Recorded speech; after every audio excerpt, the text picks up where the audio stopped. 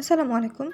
আজকে বানাবো বাঁধাকপির পাকোড়া। আমি বাঁধাকপি কেটে ধুয়ে পানি ঝরিয়ে রেখেছিলাম। এর মধ্যে দিয়ে দিচ্ছি কিছুটা পেঁয়াজ কুচি, কিছুটা মরিচ কুচি, হাফ চা চামচ লবণ, সামান্য হলুদের গুঁড়া এবং 1 চা চামচ মরিচের গুঁড়া। এরপর দিচ্ছি সামান্য জিরার গুঁড়া এবং সামান্য ধনিয়ার গুঁড়া। সব দেওয়া হয়ে গেলে এর মধ্যে দিয়ে দিচ্ছি চালের গুঁড়া। চালের গুঁড়া দিলে পাকোড়া বা পেঁয়াজও মচমচে হয়। এরপর দিচ্ছি কিছুটা বেসন।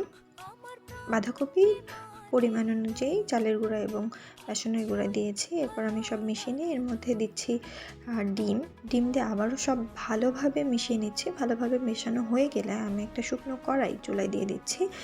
সামান্য গরম হয়ে আসলে এর মধ্যে তেল দিয়ে নিচ্ছি। তেলটা একটু গরম হয়ে আসলে এর মধ্যে আমি পাকোড়াগুলো দিয়ে দিব। খুব বেশি গরম করা যাবে না, তাহলে পাকোড়ার উপরের অংশটা তাড়াতাড়ি পুড়ে যাবে। এটা আমি মিডিয়াম আঁচে পাকোড়াগুলো ভেজে নিব। পাকোড়াগুলো আস্তে আস্তে সব উল্টে দিব এবং কিছুটা চেপে চেপে ভেজে নিব, যাতে ভিতরের অংশটা কাঁচা না থাকে। এরপর আমি একে একে সব ভেজে তুলে নিচ্ছি। এরপর বাকি যেগুলো ছিল সেগুলো আমি একটু ছোট শেপে দিয়েছি। এই তো এরপর আমি মিডিয়াম আঁচে সবগুলো ভেজে নিয়েছি ভালো করে। এই তো আমার পাকোড়া রেডি। দেখতে যতটা সুন্দর এবং লোভনীয়, খেতেও ঠিক ততটাই মজা হয়েছিল।